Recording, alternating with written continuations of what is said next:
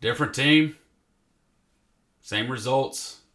Another close game with Texas A&M down in Jerry World in Dallas, Arlington. Man.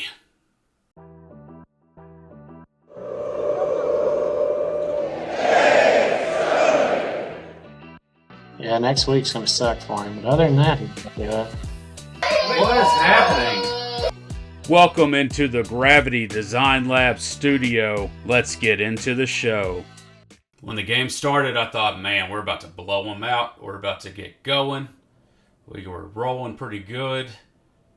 And then next thing you know, we just kind of stalled out. I think one thing that was pretty clear was that A&M on the trenches maybe ahead of Arkansas on that aspect. But, I mean, they have a lot of talent on that team. They have a lot of speed. But, I mean, man, that one was tough. That was tough. Your second leading rusher was your punter. Devin Bell. He had a 25-yard scramble on a fake punt. That's pretty awesome. And then you look at that, you have to take 5 yards off of his total of 25. So he had 20 rushing yards on 2 fakes on fourth down. One was a field goal that would have put you up in the lead at the time.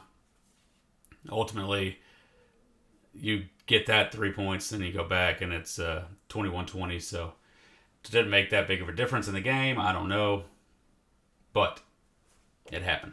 So he lost 5 yards on a fake field goal. So his total rushing yards were 20 yards. Your starting running back and Jaquindon Jackson, granted, he got nicked up a little bit, I think, in this game. So he had 10 rushes for 37 yards. So he had 17 more yards than your punter. That's tough. It's hard to get going whenever you're throwing it that much. I mean, you have Brethren Russell had 3 rush attempts for 15 yards. You had Isaiah Satania had 1 rush attempt for 15 yards on a sweep. That was pretty awesome. I'd love to see some more of that. I mean, he's so fast. You just got to get the ball in his hands. Taylon Green had 12 rush attempts for 12 total yards. You know, he got sacked a lot in this game. Got tackled for a loss a lot in this game. So I mean, that's just tough. It's tough to overcome. Their D line was pushing our guys like crazy. So hopefully our line can get healthy and get things kind of turned around. But we'll see. You did see in this game probably the best pass that Taylon Green has had since he's been a Razorback. He hit Tesla on he was kind of moving out of the pocket, and he just launched a pass to Tesla, and he had a great game. He had 5 receptions for 120 yards and a touchdown, one of them being on that play. He had a great game. Is that a coming out party? Is that a solid third option for Green? I think so. If the line can hold up to him to be able to get the ball out. That's one of the biggest things that I saw was that he's got to make decisions a little quicker. I think we talked about that last week. That his I don't want to say it's decision making, but if he makes the right read, he's just a few seconds too late on a lot of them.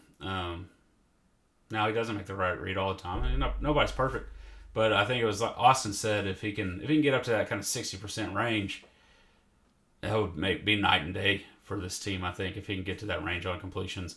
And I think that's just a matter of getting the ball out a little bit quicker, getting some stuff kind of going a little bit faster instead of having to do that. But the biggest thing, I mean, Sam said it, we'd be a great team, or we'd be 5-0 if we just take care of the ball.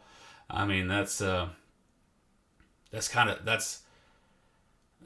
I mean, this was another one possession game.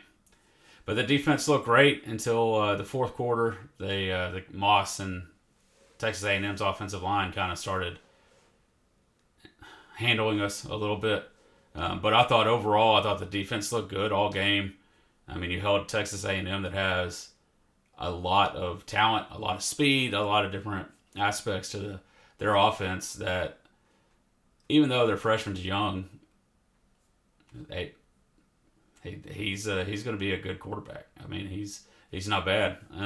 But their running game, Moss, he's a stud. So, I mean, your defense held them to 21 points, held them scoreless in the third quarter, and you just got to take care of the ball.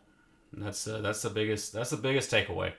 Now, let's close the book on A&M. Let's move on. We're 3-2. We're one stop away in two different games from winning the game, or one score away, however you want to look at it.